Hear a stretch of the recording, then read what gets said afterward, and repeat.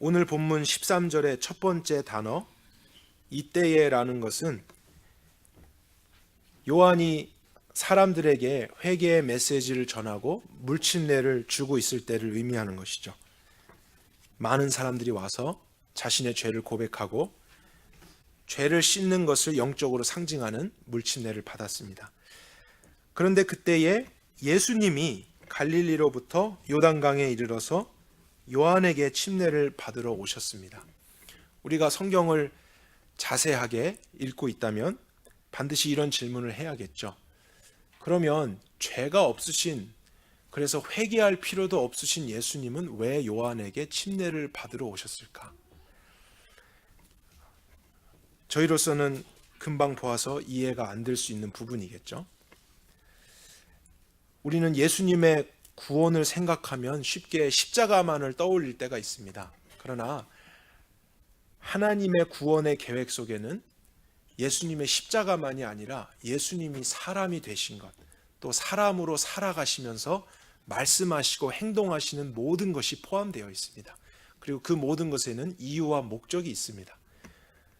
30여 년 짧은 인생을 사시면서 예수님은 단 한순간도 낭비하신 적이 없었고 자의대로 행하신 적이 없었습니다. 분명히 모든 것이 계획되어 있었고 하나님의 뜻대로 하셨던 것이죠. 그러면 오늘 이러한 부분도 예수님이 요한에게 침례를 받으신 사건도 우리의 구원과 어떠한 연관이 있을 수 있다는 생각을 하는 것이 옳습니다. 그래서 복음에 대한 사실을 더 자세하게 구체적으로 우리가 알게 되면 우리의 믿음 또한 더 구체적으로 세워질 수 있는 것입니다. 요한이 이렇게 예수님이 오시게 되자 14절에 그것을 말리면서 이야기했습니다. 내가 당신에게 침례를 받아야 할 터인데 당신이 내게로 오십니까?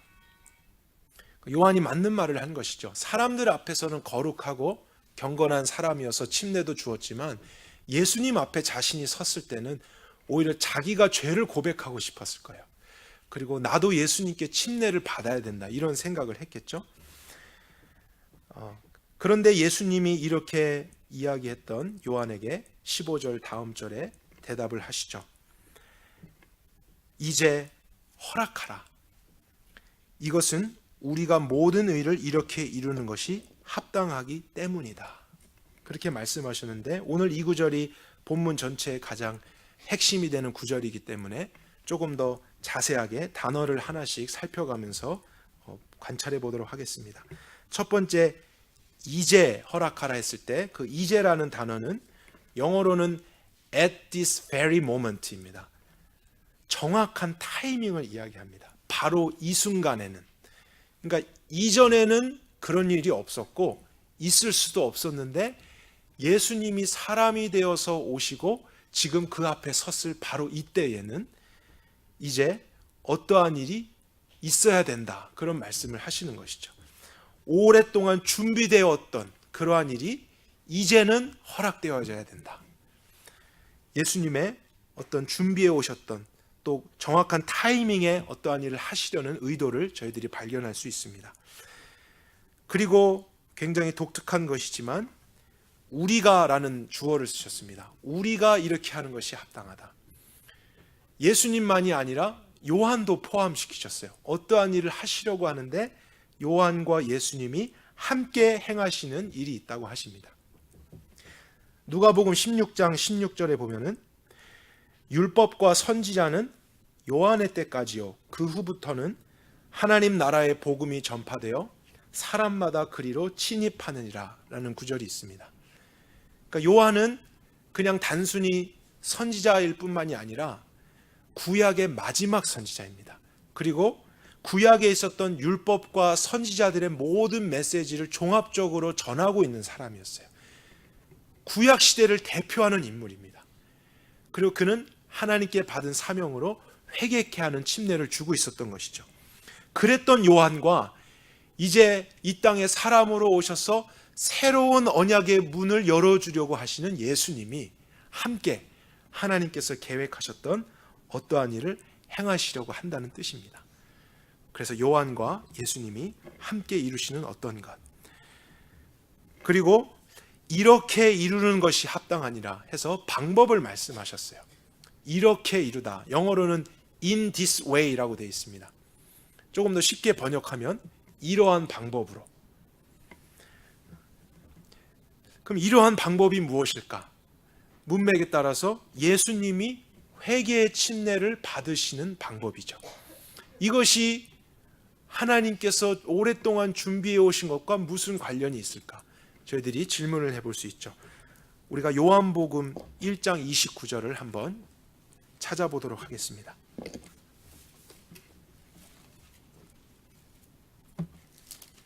오늘의 같은 내용을 사도 요한이 기록한 구절입니다.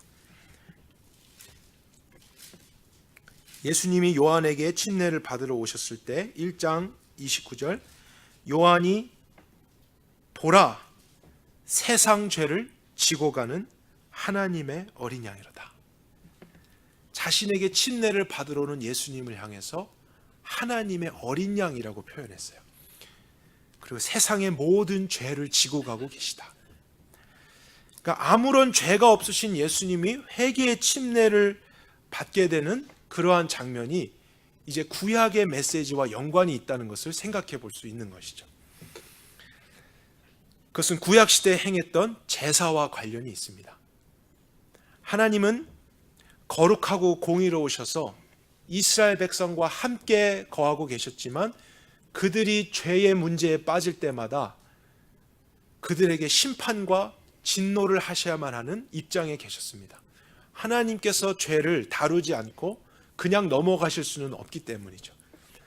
완전히 공의하시고 정의로우신 하나님, 그분은 어두움을, 또 잘못된 것을, 옳지 못한 것을 그냥 넘어가실 수 있는 분이 아니십니다.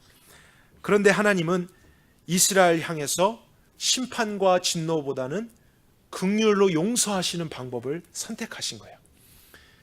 그렇다고 해도 그냥 용서해 줄게 이렇게 넘어갈 수 있는 문제는 아니기 때문에 하나님은 그들에게 특별히 제사라고 하는 제도를 허락해 주신 것입니다. 그래서 사람이 죄를 지으면 자기가 그 죄의 대가를 받아야 하지만 흠이 없는 양이나 소를 대신 제사장에게 가져와서 자신이 죄를 지었을 때 그 죄를 동물에게 전가시킵니다. 그래서 제사장은 그 동물을 마치 그 사람으로 생각하고 대신 죽이고 피를 흘리는 일을 하죠. 대속적인 죽음입니다. 대속적인 희생, 피 흘림. 피 흘림이 없이는 죄사함이 없느니라 하셨던 하나님의 말씀을 이루기 위해서였죠. 그래서 하나님은 이스라엘 백성들에게 수세기에 걸쳐서 제사를 통해서 하나님의 진노, 하나님의 의로우심, 그러나 대속적인 희생과 회개, 용서, 구원이라는 그 영적인 메시지를 어쩌면 시청각적으로 가르쳐 오셨던 것이에요. 이렇게 하시는 원리가 있구나. 하나님이 우리의 죄를 용서하실 수 있는 이런 방법이 있구나. 근데 요한이 이제 오늘 본문에서는 예수님이 침례를 받으러 오시는데 그분을 하나님의 어린 양이다 이렇게 보았다는 거예요. 죄가 없으신 흠없는 어린 양인데 그분이 요한에게 와서 회개의 침례를 받으시고자 했던 이유는 바로 세상의 모든 죄를 대신 전가 받으시고 그 죄 때문에 회개를 대신해 주시고 또 죽임을 당하기 위해 오셨기 때문이죠. 마치 구약의 흠없는 양처럼 예수님은 온 인류의 죄를 대신해서 요한에게 나오신 것이었습니다. 그래서 더 이상 소나 양의 피가 아닌 예수 그리스도의 대속적인 희생과 보혈의 피로 말미암아 온 인류가 죄의 문제로부터 벗어나고 하나님의 진노로부터 면함을 받을 수 있는 구원의 길을 얻게 된 것이죠. 그래서 예수님이 요한에게 이러한 방법 밖에는 합당한 것이 없다 말씀하신 거예요. 왜냐하면 사람으로서는 하나님의 진노를 피하거나 죄를 용서함 받을 수 있는 길이 없기 때문입니다. 오랜 시간 동안 제사를 통해서 그림자처럼 말씀하셨던 거지 이제는 at this very moment 나로 말미암아 내가 사람으로 온 이 순간에는 이렇게 하는 것이 합당하다. 그리고 한 말씀 더 하셨죠. 마태복음 오늘 본문 15절에 이렇게 이루는 것이 하나님의 모든 의를 성취한다. 그래서 하나님과 사람 사이에 무너진 것들을 예수님께서 세워주시는 일을 하신다고 하십니다. 의를 세워주시는 것입니다. 그런데 중요한 것은요, 모든 의라고 했어요. 그러니까 동물들도 어떻게 사용됐었냐면 우리가 어긋나고 죄를 지었던 부분을 일시적으로 한시적으로 용서받고 고쳐주는 일을 위해서는 사용이 됐었는데 항상 반복했어야 됐습니다. 왜냐하면 사람의 문제, 사람의 죄를 동물이 해결해 줄 수는 없기 때문이죠. 사람의 가치와 동물의 가치는 같을 수가 없습니다. 사람의 죄의 문제를 동물의 피해, 효력으로 덮을 수는 없는 것이죠. 그렇다고 같은 사람이 그 일을 해주자니 죄가 없는 사람이 없죠. 아무리 부모가 자녀를 사랑해도 대신 죽어줄 수 없는 이유가 거기 있습니다. 모든 사람은 자기의 죄 때문에 자기가 심판을 받아야 됩니다. 대속적인 희생을 해줄 사람이 없습니다. 그래서 하나님이 직접 사람으로 이 땅에 오신 것이죠. 그리고 성령으로 잉태하셔서 죄가 없는 사람이 되신 것입니다. 그때야 우리의 죄를 대신 전가받으시고 죽임을 당하시고 우리는 그것으로 말미암아 용서를 받을 수 있는 길이 열리는 것이죠. 예수님은 모든 의를 이루시겠다 하셨으니까 이제는 더 이상 어떠한 제사도 필요하지 않다는 것을 말씀하시는 것입니다. 예수님의 한 번의 제사로 모든 것이 해결되는 그 완전한 길이 열리는 것입니다. 히브리서 9장 12절에는 이런 말씀이 있습니다. 예수님이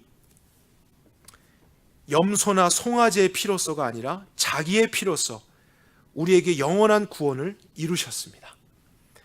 염소나 황소의 피와 암송아지의 죄를 더러워진 사람들에게 뿌려도 그 육체가 깨끗하여져서 그들이 거룩하게 되거든 하물며 영원한 성령을 힘입어 자기 몸을 흠없는 제물로 삼아 하나님께 바치신 그리스도의 피야말로 더욱더 우리들의 양심을 깨끗하게 해서 우리로 하여금 죽은 행실에서 떠나서 살아계신 하나님을 섬기게 하지 않겠습니까? 그러므로 그리스도는 새 언약의 중재자이십니다. 그는 첫 번째 언약 아래서 저지른 범죄에서 사람들을 구속하시기 위하여 죽으심으로써 부르심을 받은 사람들로 하여금 약속된 영원한 유업을 차지하게 하셨습니다. 구약시대 때부터 준비되었던 이런 구원의 사실들을 이루시기 위해서 하나님의 어린 양으로 온 인류를 대신해서 죽임당하시기 위해서 예수님께서 요한에게 침례를 받으러 오신 것이었습니다. 그리고 이렇게 말씀하신 후에 오늘 16절에 예수님이 침례를 받으셨습니다. 근데 여러분의 성경에는 무슨 단어로 써 있나요? 세례로 써 있나요? 침례로 써 있나요? 네. 제 성경도 마찬가지입니다. 세례로 써 있지만 저는 항상 침례로 고쳐서 읽습니다. 어떤 분들은 고집이 센 침례교 목사구나 이렇게 생각하실 수 있지만 여러분 저는 정말로 그런 마음은 없습니다.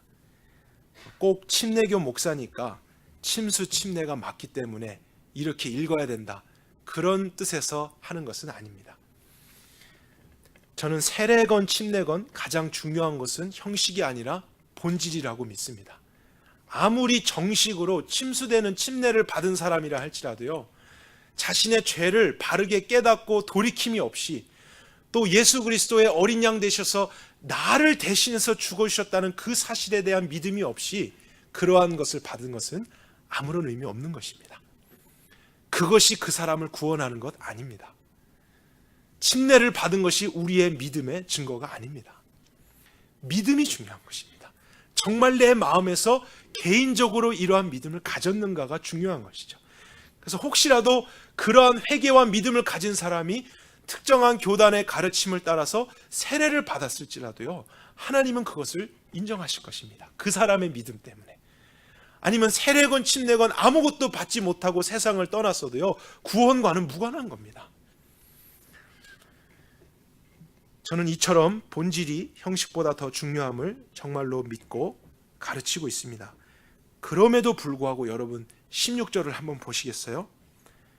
그러나 오늘 구절에서 우리가 그러한 교리를 제외하고 문자적으로만 보아도 이것은 잘못된 번역임을 생각하게 됩니다. 왜냐하면 예수님께서 세례를 받으시고 어떻게 되셨죠? 물에서부터 went up 되어 있습니다. 영어로는 물에서부터 올라오셨다, 이런 표현을 썼기 때문에 이것은 세례를 이야기하는 게 아니죠. 물속에 잠기셨다가 다시 물 밖으로 올라오셨다, 침수되는 침례를 받으셨다는 뜻입니다. 문자적으로 그냥 우리가 교리 없이만 보아도 이것은 침례로 번역해야만 옳은 것이죠. 그렇지 않은 다른 구절들도 있지만 이 구절은 너무나 분명한 것입니다. 그럼에도 불구하고 특정한 교단의 교리 때문에 이것을 세례로 번역했고 지금까지 고치지 않는 것은 우리 사람들의 고집 때문입니다. 어떠한 교리를 성경의 권위보다 더 높이려고 하는 것입니다. 그러나 그것이 중요한 게 아니라 정말로 성경을 성경적으로 믿으려고 하는 우리의 중심이 중요한 것이죠. 그래서 저는 앞으로도 세례라는 단어가 나오면 침례로 고쳐서 읽을 것입니다. 이것이 침례교 목사이기 때문이 아니라 성경을 성경에 쓰여진 대로 믿고 싶기 때문입니다. 예수님께서 이렇게 침례를 받고 물에서 올라오셨는데 특별한 일이 일어났죠. 하늘이 열리면서 하나님의 성령이 비둘기같이 예수님 위에 내려오시고 또 임하시는 사건이 있었습니다. 왜 비둘기의 형체로 성령님께서 오셨는가? 저희들이 질문을 해보면 정확한 설명은 없기 때문에 우리가 분명한 답은 얻지 못합니다. 그러나 이 비둘기라고 하는 같은 단어가 마태복음 10장에서는 이럴 때 사용되었었습니다. 너희들이 뱀처럼 지혜롭고 비둘기처럼 순결하라 할 때 어떤 순결을 상징하는 동물로 사용이 되었습니다. 그래서 어쩌면 성령 하나님께서 거룩한 영이시고 순결한 영이시기 때문에 그것을 상징하는 비둘기의 모습으로 내려오셨는지도 모릅니다. 그런데 더 중요한 것은요, 성령 하나님이 예수님 위에 가시적으로 보여지게 임하셨다는 거예요. 그래서 요한이 그것을 보았다 그랬습니다. 이것은 굉장한 중요한 의미가 있었기 때문이에요. 이 부분도 우리가 살펴보기 위해서 아까 보았던 요한복음 1장을 같이 찾아가서 확인해 보겠습니다. 하나님의 어린 양으로 고백했던 후에 요한이 예수님 위에 성령님이 비둘기같이 내리는 것을 보자 32절, 내가 보매 성령이 비둘기같이 하늘로서 내려와 그의 위에 머물렀더라. 나도 그를 알지 못하였으나 나를 보내어 물로 침례를 주라 하시니가 나에게 성령이 내려서 누구 위에든지 머무는 것을 보거든 그가 곧 성령으로 침례 주는 자신이라 하셨기에 내가 보았으므로 그가 하나님의 아들이심을 증거하였노라. 그러니까 하나님이 요한에게 어떠한 메시지를 미리 주셨었습니다. 그것은 누구 위에 성령 하나님이 보여지도록 임하는 것이 있거든 그 사람이 메시아인 줄 알아라. 그가 앞으로 성령으로 침례를 줄 사람을 너가 알고 그렇게 증거해라 라는 명령이 있었어요. 그래서 예수님께 그 회개의 침례를 베풀게 되자 갑자기 성령이 비둘기처럼 임하게 되셨고 그것을 통해서 이분이 바로 그 하나님의 아들이시구나 하면서 힘있게 증거하기 시작했던 것이죠. 그러니까 이러한 사실, 예수님이 죄가 없으셨지만 죄인처럼 회개의 침례를 받으셨습니다. 그것은 우리를 위해서였죠. 우리의 죄를 대신해서 하나님 앞에 회개하며 침례를 받으시는 일을 했습니다. 그런데 그렇게 침례를 받자 성령 하나님이 그 위에 내려오시는 것을 경험했고 이제 그 예수님이 앞으로는 성령의 침례를 주실 거라 그랬습니다. 그러면 이제 이러한 사건도 예수님에게만 해당되는 것이 아닌 바로 우리들에게도 동일하게 해당될 수 있다라는 복음적인 메시지를 발견할 수 있어야 됩니다. 그것은 사람들이 자신의 죄를 깨닫고 마음을 돌이킨 후에 이제는 예수님이 어린 양 되셔서 나를 대신해서 죽어주셨다는 사실을 믿는 것이죠. 그러한 복음을 내가 믿는 것입니다. 그리고 그 믿음 앞에서 하나님을 바라볼 때 하나님이 약속하신 것은 예수님으로 말미암아 우리도 성령의 침례를 받는다는 거예요. 그러면 예수님이 경험하신 것 같은 똑같은 일이 저와 여러분에게도 있게 된다는 거예요. 성령 하나님이 모든 예수님을 믿는 자들에게 임하신다는 약속이에요. 그것을 가시적으로 처음 보여주신 분이 예수님이셨고, 예수님 이후에 이제 그분의 길을 따라서 회개하고 믿게 되는 모든 자들이 동일한 것을 경험하게 되는 것. 이것이 신약입니다. 이것이 신약의 약속이에요. 구약시대 때는 이러한 일을 경험할 수가 없었어요. 왜냐하면 예수님이 복음의 일을 완성하시기 전이기 때문입니다. 우리의 죄의 문제를 완전히 해결해 주시기 전이기 때문에 성령님이 잠깐 오셨다가 능력의 어떠한 일들을 하시고 떠나실 수는 있었어요. 그러나 신약시대에 예수님의 하신 그 일을 믿는 복음 안에 있는 사람들은 성령님이 임하시고 그것이 구원의 보증이 되며 다시는 떠나지 않겠다 약속하셨어요. 우리 안에 내주하시는 분으로 오시는 성령님이십니다. 그래서 성령님은 항상 예수님을 믿는 믿음을 통해 오십니다. 예수님과 성령님이 분리되어서 활동하신다고 성경은 가르치지 않습니다. 예수님을 믿는 믿음과 성령님의 임하심과 활동은 항상 함께 갑니다. 그래서 여러분, 요즘 시대에 성령 하나님에 대한 관심이 많이 일어나고 있지 않습니까? 그런데 성령 하나님은 언제 사람들에게 임한다면은 사람들이 성령 하나님에 대한 찬양을 많이 부를 때가 아닙니다. 성령 하나님 임해 주십시오, 와 주십시오라고 초청하거나 기도를 뜨겁게 한다고 해서 성령 하나님이 막 임하시는 게 아니라요, 예수 그리스도를 믿을 때 오시는 거예요. 그리고 예수 그리스도에 대해서 정확하게 알고 믿을 때 오시는 거예요. 그분이 왜 오셨고 무슨 삶을 사셨고 어떠한 말씀을, 어떠한 행동을 왜 하셨는지를 정확하게 아는 올바른 복음이 회복되는 곳에 성령 하나님이 일하신다고요. 예수님의 이름이 가장 높임을 받고 그분이 정말 회개를 통해서 믿어지는 그 인생 가운데 성령님은 강력하게 임하시는 거예요. 그리고 다시는 떠나지 않겠다 약속하시는 거예요. 그리고 그 사랑 가운데 이제는 죄 용서함만이 아니라 하나님의 백성답게 살 수 있는 능력과 지혜와 힘을 그분이 주시는 거예요. 그분 안에서 새로운 피조물이 되는 것이죠. 우리가 받아내는 것 아닙니다. 철야 기도를 많이 한다고 성령님 받는 것 아닙니다. 그런 체험이 중요한 게 아니에요. 예수님이 주시는 침례라고 하셨죠. 성령으로 주시는 침례. 예수님이 하신 일을 믿을 때 일어나는 것입니다. 그래서 이제는 더 이상 옛 자아가 아닌 새로운 자아로, 그래서 또한 침수 침례가 중요한 의미를 갖는데요, 우리의 옛 자아가 물속 안에 완전히 잠겨서 죽는 것이죠. 이제 나는 없는 거예요. 그리고 이제 물속에서 다시 일어나게 될 때는 마치 어머니의 뱃속에서 양수가 터져 나오면서 새로운 아기가 뱃속이라는 세상에서 다른 새로운 세상으로 태어나듯이 우리가 성령님 안에서 태어나는 거예요. 그래서 물 밖에 나오면서 이제는 나 예수 그리스도와 함께 새로운 피조물이 되었습니다 하는 영적인 의미를 상징적으로 확인하는 것, 그것이 침례인 것이죠. 그래서 믿는 자들에게만 주어야 하는 것이 사실은 침례입니다. 그리고 이렇게 성령 하나님이 예수님 위에 임하신 후에 오늘 또한 중요한 일이 한 가지 더 있었습니다. 17절에 하늘로서 소리가 있어 이는 나의 아들, 그 사랑하는 자요 내 기뻐하는 자라. 이것이 조금은 실감나지 않게 번역이 됐는데요, 조금 더 번역을 잘 하면요, 이는 내가 정말로 기뻐하는 자, 나의 사랑하는 아들이다, 이런 뜻입니다. 그래서 강조하는 그 표현이 좀 생략되어 있습니다. 하늘에서 들린 하나님 아버지의 음성이었습니다. 그리고 오늘 본문을 보니까 참 놀라운 것은요, 성경에 몇 안 되는 구절 중에 하나입니다.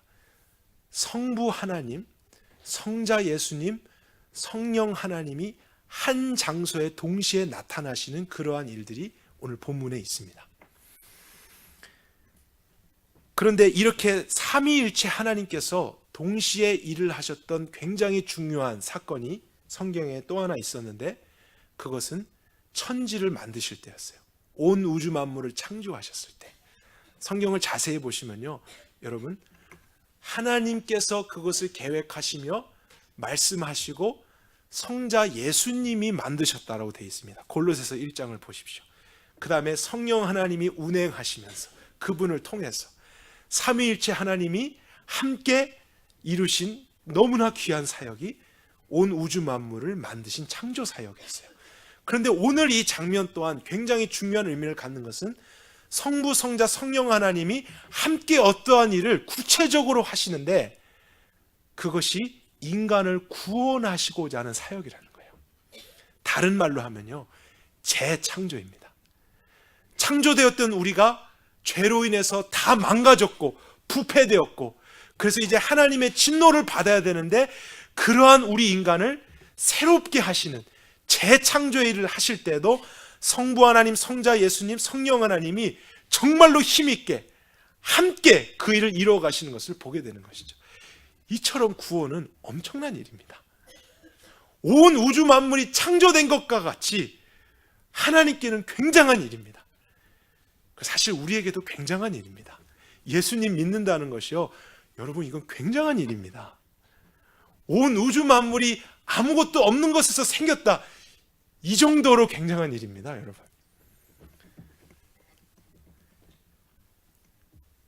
그 하나님 아버지께서 온 인류를 구원하시기 위해서 하나님과 동등된 본체셨지만 영광을 버리시고 이 땅 가운데 사람의 모습이 되시고 죽기까지 순종하기에 오신 예수님을 바라보시면서, 너는 내가 매우 기뻐하는 나의 사랑하는 아들이다, 이러한 고백을 하고 계신 장면이에요.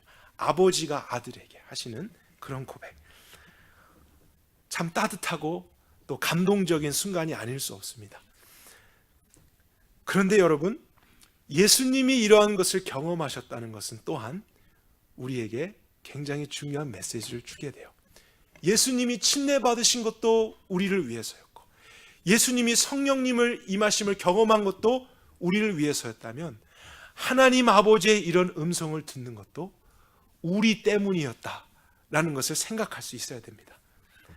그러니까 이 말의 의미는, 이제는 죄를 고백하고 예수 그리스도께서 하나님의 어린 양으로서 대속적인 희생을 나를 위해서 해주셨다는 것을 믿는 사람이 성령 하나님의 임하심을 경험했을 뿐만 아니라요, 하나님 그분으로부터, 이전에는 심판의 대상이었는데 너는 내가 정말로 기뻐하는 나의 사랑하는 아들이다 하는 그러한 대상으로 우리가 바뀌게 된다는 거예요. 예수님이 하신 일로 말미암아 단순히 용서받은 죄인의 신분이 아니라요, 그 영광스러운 하나님의 자녀가 되는 권세가 있다는 것을 가르치는 것입니다. 예수님과 똑같은 일이 저와 여러분에게도 일어난다는 사실이에요. 이것을 확인할 수 있는 좋은 성경 구절이 오늘 주보에 있었습니다. 주보에 있는 교동문 중간입니다. 요한복음 1장에 있는 말씀이죠. 세상이 그를 알지 못하였고 자기 땅에 오매 자기 백성이 영접치 아니하였으나, 여기서 자기 백성이라는 것은 이스라엘을 의미합니다. 그러나 영접하는 자, 이 의미는 곧 그 이름을 믿는 자. 이름이라고 하는 것은 예수님의 하신 일들입니다. 그분이 사람으로서 행하셨던 모든 일을 믿는 자, 그들은 하나님의 자녀가 되는 권세를 하나님께서 주신 것입니다. 그래서 예수님을 믿는 모든 사람들에게 오늘 우리는 이 감격스러운 고백을 하나님으로부터 듣게 된다는 거예요. 저는 이것이 너무나 꿈만 같습니다. 내가 내 자신을 볼 때는 정말 그런 자격이 없는데, 그냥 내가 너의 죄를 용서해 준다, 구원해 준다, 이 정도만 말씀하셔도 충분할 것 같은데, 하나님은 예수님을 믿기로 했던 나를 향해서 너는 내가 매우 기뻐하는, 나의 사랑하는 아들이다, 딸이다, 이런 말씀을 주신다는 것. 이것은 우리가 인생을 살아가면서 생각할 수 있는, 상상할 수 있는 가장 위대한 축복입니다. 그리고 사실은 그것이 우리에게 주어진 축복이에요. 우리는 죄인으로서 세상을 살아가면서요, 아버지가 없는 고아 같은 인생을 사는 것이었습니다. 내 인생을 내가 책임지고 험난한 길을 혼자 걸어가며 어떻게 살아가나 고민하고 걱정하고 두려움 속에 늘 준비해야 됐던 우리 인생이에요. 그러나 정말로 그런 하나님과의 단절된 관계를 버리고 예수 그리스도의 대속적인 죽음과 희생과 그분의 하신 일들을 믿음으로써 모든 의가 이루어졌기 때문에 하나님이 나의 아버지가 되셨다. 그 의미는요, 이제 나의 모든 인생을 하나님께서 책임져 주신다는 거예요. 하나님이 보호해 주신다는 거예요. 그리고 하나님이 공급해 주신다는 거예요. 하나님이 우리를 케어하신다는 뜻입니다. 부모들이 자녀들을 케어하듯이, 사랑하고 아끼듯이 하나님 아버지도 자녀된 믿는 자들을 향해서 그렇게 하신다는 거예요. 근데 여러분, 부모님으로서 그런 생각을 해보실 수나 있겠어요? 아버지 어머니가 버젓이 살아있고 함께 하는데 어린 자녀가 와서 아버지, 우리 내일 뭐 먹죠? 우리 내일 어떻게 살죠? 어떻게 해요? 이렇게 걱정하고 있으면 부모로서 어떤 마음이 들겠어요? 얘가 이제 철이 들더니 아빠 엄마를 생각해 주는구나, 이런 생각이 드시겠어요? 아니면 꿀밤을 한 대 주면서 네가 쓸데없는 걱정을 하고 그래, 내가 다 책임진다, 너는 내가 먹이고 너는 나의 집에서 편안히 사는 거고 그런 걱정 말고 너의 할 일 해야지, 그거는 아빠 엄마가 할 일이야, 너는 내 자녀야. 그것이 아버지와 자녀된 관계의 삶입니다. 하나님 없는 삶, 그 의미는 아버지가 없는 고아였다는 거예요. 내 인생에 내가 주인 되어서 내 뜻을 아무리 잃어보려고 했지만 성취하지 못했고, 여전히 두려움 속에서 뭔가를 가지면 내가 안전할 것으로 생각해 보지만 그런 것을 얻지 못한 채 늘 피곤하며 고되게 살아가는 인생. 그러나 하나님이 우리의 아버지가 된다면 우리는 그런 걱정과 염려로부터 벗어날 수 있는 것이죠. 어떠한 문제가 있어도 아버지가 계시니 아버지가 알지 못하는 일은 없습니다. 자녀가 자는 모습만 보아도 아버지는 무엇을 생각하고 있습니다. 무엇이 필요한지를 알고 있습니다. 내일에 대한 계획을 가지고 있습니다. 그것이 아버지와 자녀의 관계 속에서 누릴 수 있는, 특별히 믿는 자들의 축복입니다. 그렇기 때문에 염려하지 말라 그랬던 거예요. 여러분을 믿어서가 아닙니다. 여러분이 능력이 있어서가 아니에요. 하나님이 우리의 아버지가 되어주셨기 때문에 염려하지 말라는 거죠. 걱정하지 말라는 거예요. 그것은 세상 사람들, 이방 사람들이 한다는 거예요. 왜요? 그들은 아직 하나님이 아버지가 아니시니까요. 그 관계가 없기 때문에. 회개하지 않았고 예수 그리스도를 믿지 않았고 성령의 침례를 받지 않았기 때문에 그들은 걱정할 수밖에 없습니다. 내일 일을 염려할 수밖에 없어요. 그러나 우리는 하나님 안에 있기 때문에 모든 것을 맡기고 이제 그분을 사랑하며 이 세상을 그분의 은혜 속에서 살아가는 것입니다.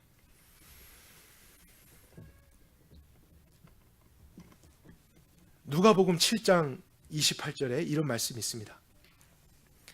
여자가 낳은 사람 가운데서 침례 요한보다 더 큰 인물이 없다. 근데 여러분, 하나님은 사람이 낳은 자 중에서 가장 크고 위대한 일을 했던 사람을 침례 요한이라고 말씀하셨어요. 그 사람이 정말 거룩하고 경건하고 하나님의 뜻대로 행했기 때문이겠죠. 그런데 이런 침례 요한을 향해서도 너는 내가 정말로 기뻐하는 나의 아들이다, 이런 말씀을 해주신 적이 없다고요. 그 의미는 그러한 행동과 행실을 해서 우리가 하나님의 자녀가 되는 것이 아니라는 것을 의미하는 것입니다. 우리로서 얻어내는 게 아니에요. 구원은 그런 것이 아닙니다. 예수 그리스도, 하나님이신 그분이 나 때문에 사람이 되셨어야만 했구나. 나 때문에 사람으로 어린아이에서부터 장년까지를 다 살아주셔야만 했구나.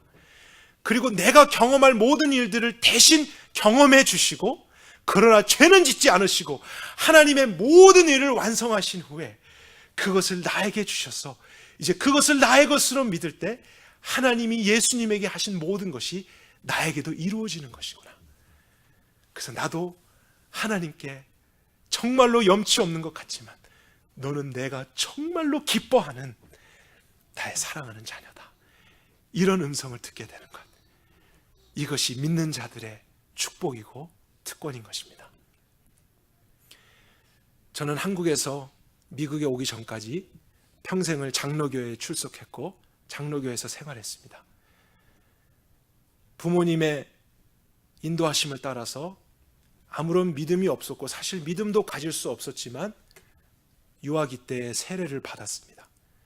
그리고 나서 청소년이 됐을 때 유아 세례를 받은 사람은 다시 세례를 받지 않고 입교라는 것을 하죠. 다시 한번 신앙을 고백하는 것입니다. 그러나 그때도 아무런 믿음이 없었지만 분위기에 따라서 그냥 예수님을 믿는다고 거짓말을 했습니다. 그렇게 교회 안에 있었지만 저는 잃어버린 자였고 하나님과 관계없는 삶을 살았던 사람이었습니다. 그러던 어느 날 20대 때에 하나님이 은혜를 주셔서 제 마음이 열리게 되었고 예수 그리스도의 그 대속적인 희생과 사랑이 나의 죄 때문이었다는 것을 깨닫기 시작했습니다. 수없이 들어왔었습니다. 유아 세례도 받았고요, 굉장히 자주 성찬식을 했었습니다. 아무 의미 없이 먹고 마셨습니다. 한 번도 그런 고백을 진심으로 나의 것으로 했던 적이 없었습니다. 그럼에도 나는 구원받은 사람이라고 착각하면서 살았습니다. 왜냐하면 익숙했었던 모태신앙이라는 개념이었기 때문이죠. 그러나 정말 어느 날 이 세상에 모태신앙은 없고 모태죄인만 있는 것이구나. 죄인으로 태어나서 예수 그리스도가 없이는 부모가 아무리 사랑해도 대신 구원해 줄 수 있는 것은 아니구나. 나의 믿음으로 예수님을 나의 구원자로 만나는 경험이 없이는 하나님의 나라를 볼 수도 없는 것이구나. 그것을 깨닫고 예수님의 십자가와 그 모든 하신 일 앞에 섰을 때 저는 수개월을 정말 눈물로 회개하며 보냈습니다.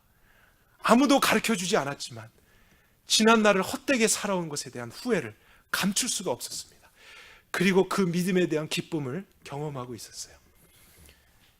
그리고 나서 미국에 오게 되었을 때 태어나서 처음으로 침례교에 출석을 하게 됐어요. 저는 그때까지 몰랐습니다. 미국에 침례교가 더 많이 있다는 사실을요. 어쩔 수 없이 장로교가 없어서 침례교를 갔는데 웬일이죠? 사람들이 물속에 들어가는 거예요. 저는 평생 그런 세례를 본 적이 없었기 때문에 굉장히 충격을 받았습니다. 왜 사람들을 물속에 막 담구나. 그리고 기뻐하는 모습을 보면서 의아해했을 때 교회 리더들을 통해서 침례의 원래 의미를 배우게 되었습니다. 그리고 성경에서 침례를 무엇이라고 가르치는지, 그리고 찾아보는 순간 모두 다 복음을 듣고 예수님을 믿은 사람들에게만 침례를 주었다는 사실을 발견했습니다. 그리고 나서 제가 그 침례의 영적인 의미, 나의 옛사람이 예수님과 함께 죽었고 다시 일어날 때 예수님 안에서 새로운 자아로 태어나는 것이구나, 하나님이 하신 이 놀라운 일을 내가 고백하는 것이구나 깨달게 될 때 제 마음에서 나 다시 침례를 받고 싶다, 이런 생각이 들었어요. 예전에 제가 받았던 모든 것은 아무런 의미 없는 형식뿐이었고 껍데기뿐이었습니다. 가짜였습니다. 그러나 이제 그 후에 진짜 믿음을 가진 나는 성경에 있는 모든 내용을 성경대로 지키고 싶은 마음이 생겼어요. 그래서 부끄러움도 있었어요. 다시 어른이 돼서 침례를 받는다. 또 특별히 그때 저는 교회 리더로서 찬양 인도를 하고 있었습니다.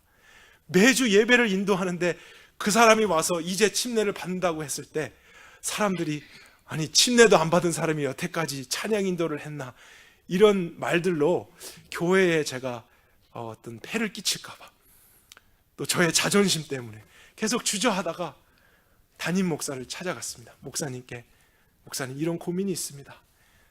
그러나 목사님이 저를 이해해 주시고 흔쾌히 다시 침례를 받는 것을 허락해 주셨어요. 여러분, 제가 얼마나 기대하고 흥분했는지 몰라요. 물침례 받는 걸요. 2008년 11월 16일입니다. 그리고 다시 한번 나에게 성령의 침례를 주셨던 예수님을 생각하면서 이전에 교회 안에서 자라왔지만 아무런 믿음 없이 내가 죽은 줄도 모르고 그냥 살아왔던 헛된 인생을 후회하면서, 그래도 20대 때 만나셨던 하나님의 은혜에 감사하면서 물속에 들어갔어요. 이제 나의 옛 자아는 이렇게 죽었구나. 그리고 물 밖에 일어나면서 나는 새로운 피조물로 다시 태어났구나. 하염없이 울었습니다. 그런데 그때에 제 마음속에 더 소원되는 건 무엇이었는지 아세요? 그것만이 아니라요, 마치 예수님께 하나님이 말씀하셨듯이 하늘에서 이제 막 그 믿음으로 성령의 침례를 받고 물의 침례를 받은 나에게 너는 내가 정말로 기뻐하는 나의 사랑하는 아들이다, 이러한 음성을 저에게 들려주시는 것 같아서 정말로 감사했어요. 내가 나를 봤을 때는 아직도 형편없고 부족한 것뿐인데 하나님은 나를 사랑하는 아들로 받으시는구나.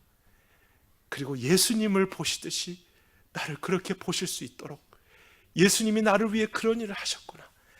또 성령 하나님이 나를 그렇게 새로운 피조물로서 태어나도록 내 안에 임하셨구나. 그리고 이제는 그 성령님의 충만함 속에서 이 세상을 구질구질하게 고아처럼 살아가지 않고 그분의 함께하심과 인도하심 속에서 하나님의 자녀의 권세를 누리며 죄를 이기며 세상을 이기며 육신을 이기며 살아갈 수 있도록 하셨구나. 그런 구원을 주신 하나님께 감사를 드렸습니다.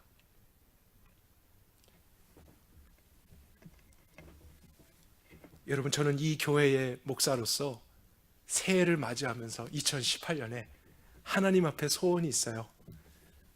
그것은 우리들 중에 많은 분들이 침례를 받는 것입니다.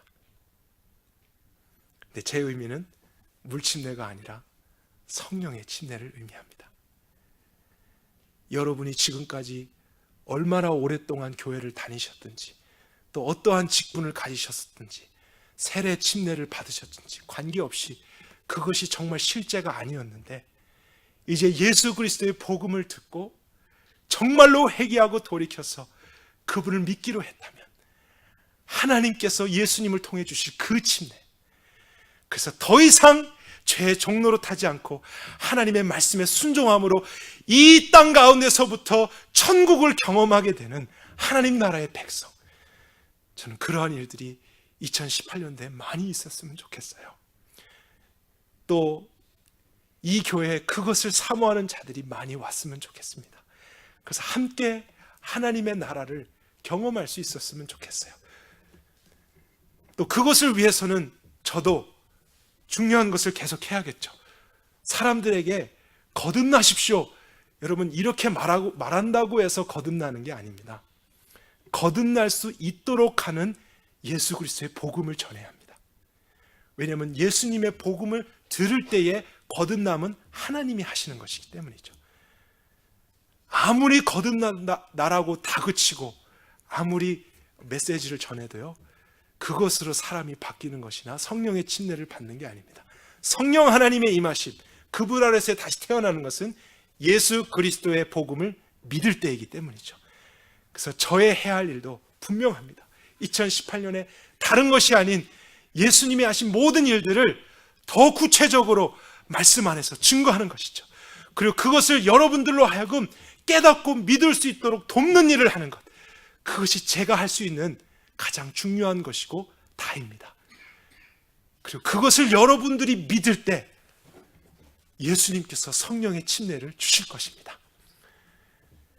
그리고 여러분, 그러한 일들이 있었다면요, 정말로 성령의 침례를 경험하셨다면 왜 물침례도 못 받겠어요? 여러분, 신청하십시오. 저에게 문의하십시오. 정말 이전에 내가 그런 것 없이 나도 종교적으로 형식적으로 받았었다. 그러나 나에게 하나님이 그런 은혜를 주셨었는데 아직까지 정말로 내 믿음으로 침례를 받지 못했다면 여러분 물침례를 받을 수 있습니다. 그리고 그 믿음을 하나님과 사람들 앞에 고백하는 것은 너무나 좋은 것이고 하나님의 말씀에 순종하는 것입니다.